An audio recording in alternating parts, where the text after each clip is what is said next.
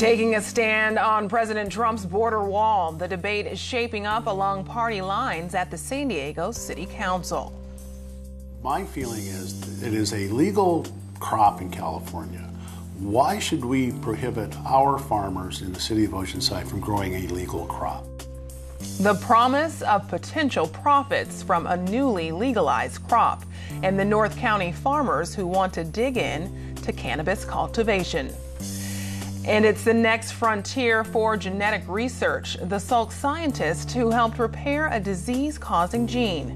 KPBS Evening Edition starts right now.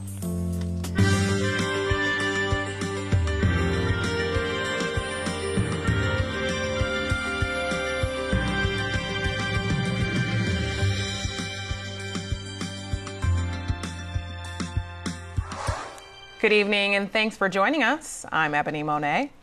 Today, President Donald Trump championed major immigration reform. Republican senators have proposed creating an immigration system based on skills rather than family ties. Trump stood with the bill's sponsors, Senator David Perdue of Georgia and Senator Tom Cotton of Arkansas, in support of legislation to reduce the number of people able to obtain green cards to join families in the U.S. The bill, dubbed the RISE Act, also aims to slash the number of refugees in half. The RISE Act ends chain migration and replaces our low-skilled system with a new points-based system for receiving a green card. This competitive application process will favor applicants who can speak English, financially support themselves and their families, and demonstrate skills that will contribute to our economy. Since first introduced in February, no other senators have signed on to co-sponsor the bill. Today, the San Diego City Council advanced a resolution opposing President Trump's border wall project. KPBS Metro reporter Andrew Bowen says it was a partisan vote. Hundreds of design proposals have already been submitted for the border wall, but the project hasn't yet been funded by Congress. The council resolution, put forward by Councilwoman Georgette Gomez, calls on the city to divest from companies involved with the wall's design, financing, or construction. Gomez says the money spent on a wall should be spent on improving the flow of people at the border. I'm not doing this because I'm looking for media attention. I'm doing this because it's the right thing to do. We were elected to do the right thing, and this is the right thing to do. Fellow Democrat Barbara Bree joined Gomez in supporting the resolution.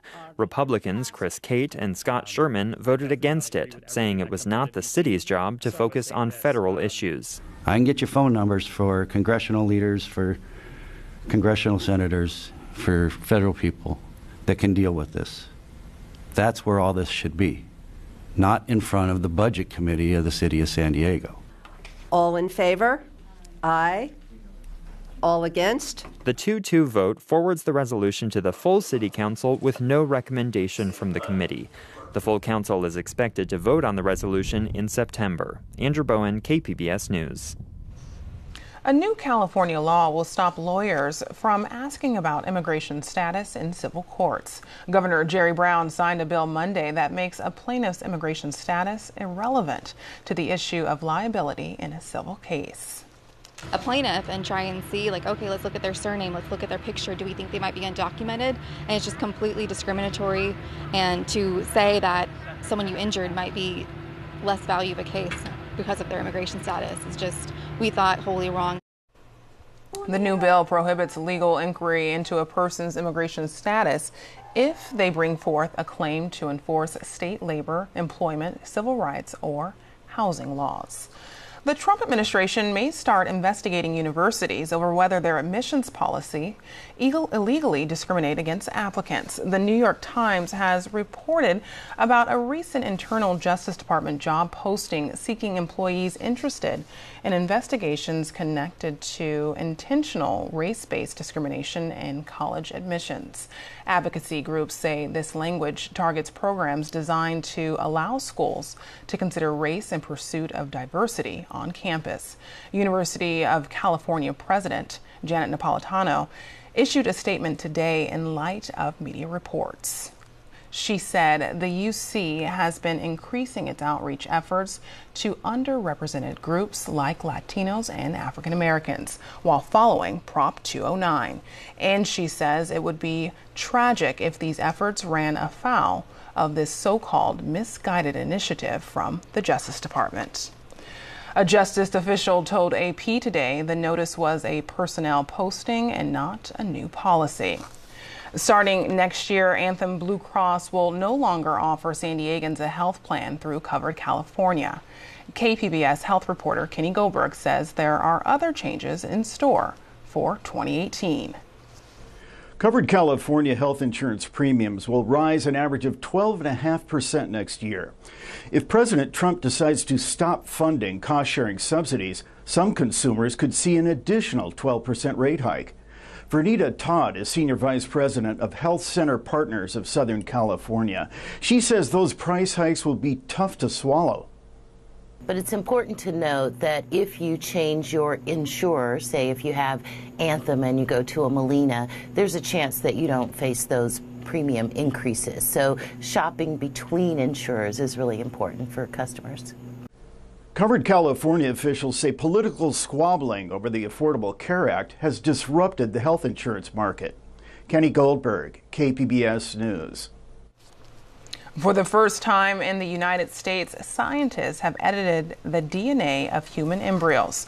And KPBS science reporter David Wagner says scientists at the Salk Institute in La Jolla were involved. By using cutting-edge gene editing tools on early-stage embryos, the scientists were able to correct a mutation that causes a deadly heart disease. In an interview with KPBS, Salk scientist Jun Wu said he and his colleagues pulled this off without making unintended changes to the embryo's DNA. He says the results are promising, but we shouldn't rush to create genetically modified babies. At this stage, I would say this is still basic research, and we need more basic research like this before we can even consider going forward. The embryos created in these experiments were not implanted or carried to term. Bioethicists told KPBS the research was limited in scope and does not signal that parents will be able to create designer babies anytime soon. The study was led by a researcher at the Oregon Health and Science University. David Wagner, KPBS News. The nation's top prosecutor announced new efforts to curb the country's opioid epidemic. Attorney General Jeff Sessions is sending an opioid fraud and abuse detection unit to cities affected by the problem. The group of 12 federal prosecutors will investigate healthcare fraud and opioid scams. During a speech in Ohio today, Sessions stressed 3 ways the Department of Justice plans to tackle the issue. And so to confront a crisis on this scale, we must take a comprehensive approach to the problem. There are 3 components, I believe, in an effective strategy: prevention, enforcement, and treatment. Treatment is important. It's critical. In some cases, treatment really breaks the cycle of addiction and crime and can get people's lives back together. The Eastern District of California is one of 12 places receiving help. The Air Force launched an intercontinental ballistic missile from Vandenberg Air Force Base this morning. This is the 4th missile test of the year. The Air Force says it was checking the readiness, effectiveness, and accuracy of the weapon system. Today's test sends the missile 4,200 miles across the Pacific to a target area near the Marshall Islands. Flash flood warnings, cloudy skies, and a spike in humidity made for a muggy day in San Diego. Aaron Calandra has more in tonight's forecast. We are seeing some thunderstorms move across the county. In Alpine, we are seeing some very strong, gusty thunderstorms, downpours. We could see some isolated flooding, really anywhere from the inland to the mountains and the deserts. Along the coast, we're still seeing some thunderstorms, but we shouldn't see any flooding here right along the coast. But this is the pattern we're in. We have this moist air coming up from Mexico, and it's blowing to the west. We can see this pattern right here, and with that, that we are seeing spotty thunderstorms really across the whole county. A bit unusual, but we have certainly seen this before. So for tonight, 73 degrees with a thunderstorm in spots. It's really for the whole entire county, these thunderstorms. Borrego Springs 78, Ramona 70 degrees, and Oceanside 71 degrees for our overnight lows. Here we are tomorrow, same story. We're going to see those thunderstorms across the county. Could see some isolated flooding as well. And our temperatures are a bit above average, really. So Oceanside 84, San Diego 81. We should be in the 70s this time of year. 104 in Borrego Springs, Mount Laguna 78 degrees with thunderstorms expected. Along the coast here Thursday, thunderstorms in place, and then it dries out Friday. Our typical pattern of clouds in the morning time, breaking up for sunshine in the afternoon. We're in the 80s for the weekend and then dropping it down to the 70s where we really should be right now as far as temperatures. Inland, again, a bit stormy Thursday and then drying out. Temperatures over the weekend in the 80s with partly sunny skies. In the mountains, much cooler. We're in the 70s. We could see pop-up thunderstorms really any time, but especially Thursday and Friday. And then in the deserts again, Thursday, Friday, thunderstorms, and we could see pop-up activity pretty much any day. Triple digits with lots of sunshine here in the deserts. For KPBS News, I'm Erin Calandra. UC San Diego will soon have an extension campus in the heart of downtown. University officials and city leaders gathered today to break ground on the major development at Park and Market Streets. It will offer academic and cultural programs for middle and high school students. Attached to the education hub will be a 34-story residential tower with more than 400 housing units. Some will be set aside for very low-income residents. UC San Diego Chancellor Pradeep Khosla says expanding the reach of the university will help eliminate underserved communities. And we knew, and I knew, that in addition to being the engine of economic development, we had to be in the business of people, community, and talent development. As a public university, we knew that we had to take some responsibility for educating the young men and women, the boys and girls in the families in this great city. The project will also include an outdoor amphitheater and retail space. It will be located next to the UC San Diego Blue Trolley line, which will run from San Ysidro to the main campus in La Jolla. The block-long lot was previously the site of the temporary Courtyard Park. It was designed by architecture students and funded through crowdsourcing and private investments. The park included a coffee shop, restaurant, and beer garden, and a dog park. Americans' beloved pets may have the carbon footprint of 13 million cars. A study released today by UCLA says feeding pets creates 64 million tons of carbon dioxide each year. Researchers say the problem comes from the environmental impacts of meat production and the fact that dogs and cats are responsible for 25 to 30% of those impacts. And it doesn't stop there. In terms of waste, researchers note feeding pets also leads to about 5.1 million tons of feces every year, roughly equivalent to the total trash produced by Massachusetts. The surge of cannabis cultivation next year has water officials rolling out new rules to protect California water sources. The State Water Resources Control Board is holding public hearings on new groundwater regulations. The guidelines also cover the permit process for pot farmers, plus the enforcement of waste discharge violations. You have anecdotal stories and evidence of buckets of stuff just being dumped into streams, killing fish, poisoning the water. So the illegal cannabis issue has been a huge one that our enforcement efforts have grown on.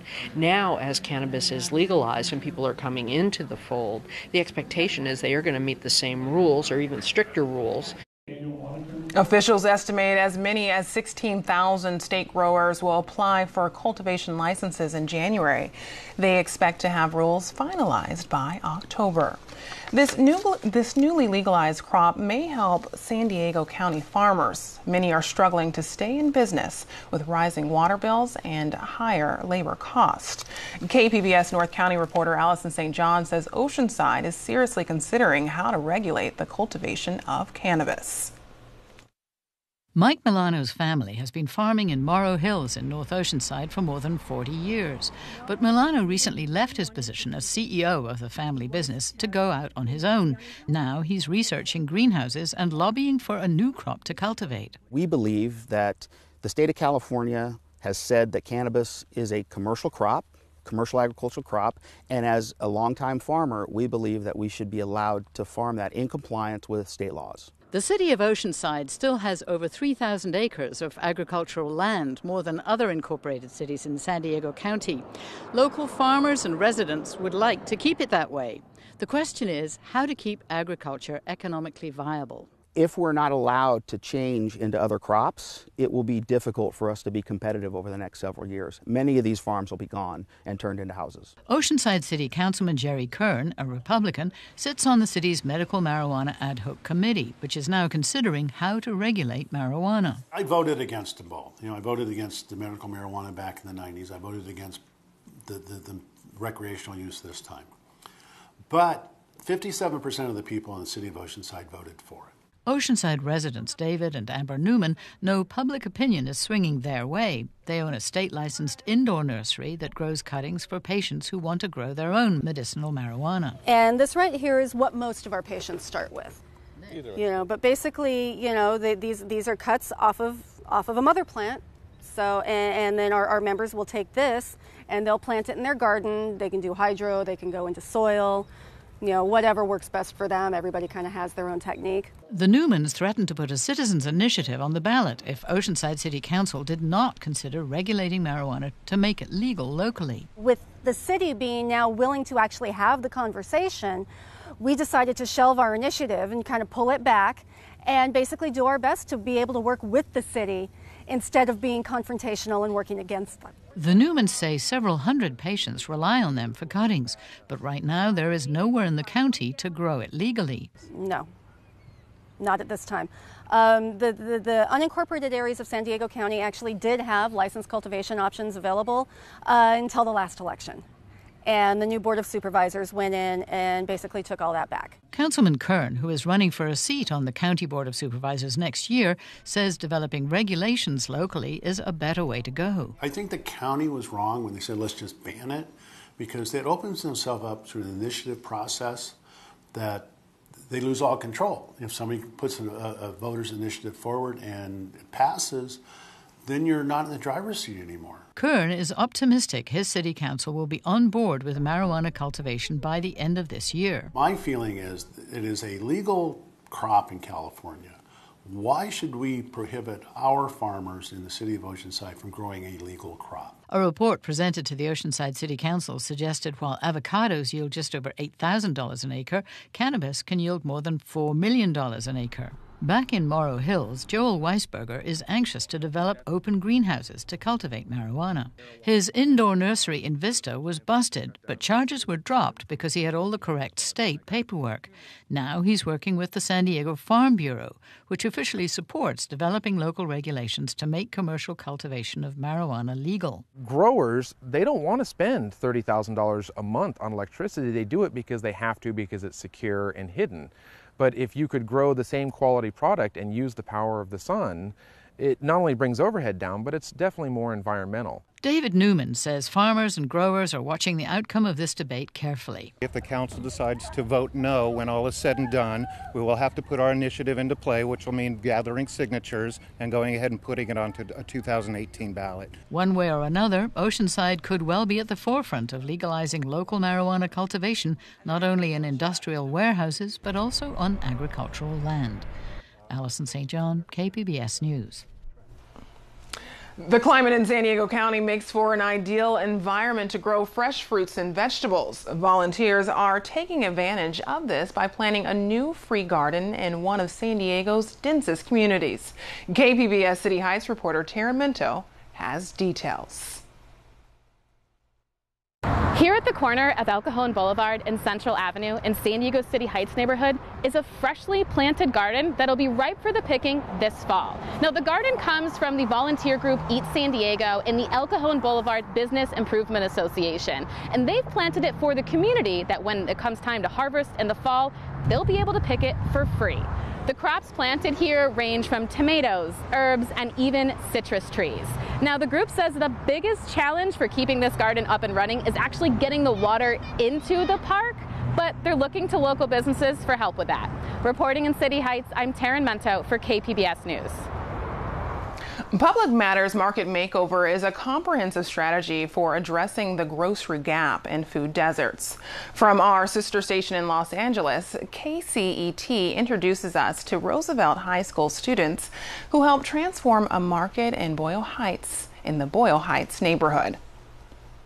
So one of the problems that we have with corner stores and what we call food swamps, so these are generally urban communities, low-income urban communities that have poor access to healthy fruits and vegetables, is the common venue for food purchasing in these food swamps is the corner store.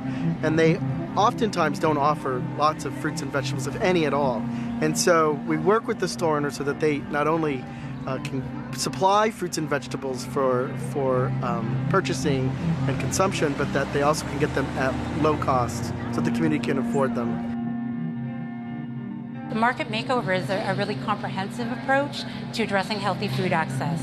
It's about working with young people to bring fresh and healthy food to existing corner markets to transform them so that they can offer healthy food retail.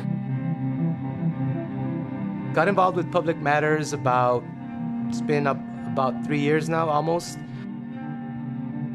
They approached us doing this project, the Market Makeovers, and principal approached me about the possibility of having an elective course, like a food justice course, to connect the work that Public Matters is doing with the students here at Roosevelt High School. What they're doing right now is some of the signage that's going to go on inside one of the markets, inside the Euclid market, so it says fresco or fresh, and that's going to go directly on top of the produce refrigeration that's going to go inside the market. The idea behind it is that when someone walks into the market, you're going to have this big fresco sign, very colorful, that's just going to jump out at folks that walk into the market. We had to reorganize the whole inside because walking in, there was this big wall of chips, and so we had to get rid of that. And then we've also been decorating the outside. It was very plain before, and you want to make sure that you can actually notice the store. One of the stores we opened was right down the street from a senior center, and it's really nice having them come up to you thanking you that they don't have to go so far, to get their vegetables and their fruits because it's right down the street. So it makes you feel good, gives you a sense of pride, like, yeah, I'm doing something right. I remember my mom, she used to go to Trader Joe's, so we would drive all the way to Whittier City just to get some type of healthier foods. And now it's just like, oh, I need to look for something healthier around here. And this is an example where it needs to be in a walking distance from families in this neighborhood. In order for these market makeover interventions to work, the corner store owner, the market owner, needs to see him or herself as an asset for the community. Otherwise, these projects won't sustain. And they'll continue to sell liquor and lottery tickets and cigarettes, which brings in a lot of foot traffic but doesn't make the community healthy. Bringing healthy food into the community and possibly impacting the community in a way that we really didn't know was possible. Trying something new, putting fruits and vegetables in the front versus the junk food. So it sounded like a great idea, and we went for it.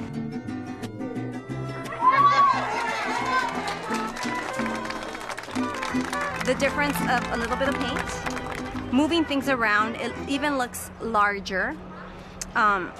People have been already purchasing fruits and vegetables more than we did before. One of the things that we do after the stores are transformed is we want to make sure that we help promote the store in the community so that people know about it. Often the hardest thing is the time after the transformation, because there's all this energy that goes into transforming the store, there's all this work, and you can't just leave it once it's done. Because if you bring the fruits and vegetables, it doesn't necessarily mean that people will come. They need to know that it's here. So we do a fairly extensive effort at social marketing to make sure that community members know that the store has been transformed.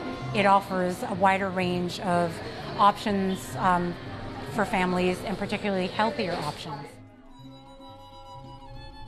So this is part of the ongoing science, which is to try to understand what impact these stores are having on the health behaviors. So we're not quite done with the data collection, but what we've been observing early on in some of our preliminary data is that it is having a change. We're seeing changes in the way that patrons, these are the people who frequent these corner stores, as well as community residents who may or may not frequent the stores, that they're starting to change their eating behaviors as a result of what's being sold in the stores, but also as a result of the social marketing that we're doing as part of the transformation. Here's a look at what we're working on for tomorrow in the KPBS newsroom. On Morning Edition, remembering the Empress of Cookbooks, we look back at the life and career of Judith Jones. And on Midday Edition, Black Minds Matter, the cause and effects of an achievement gap in education. Tomorrow on KPBS Radio. You can find tonight's stories on our website, kpbs.org/evening edition. Thanks for joining us. Have a great night.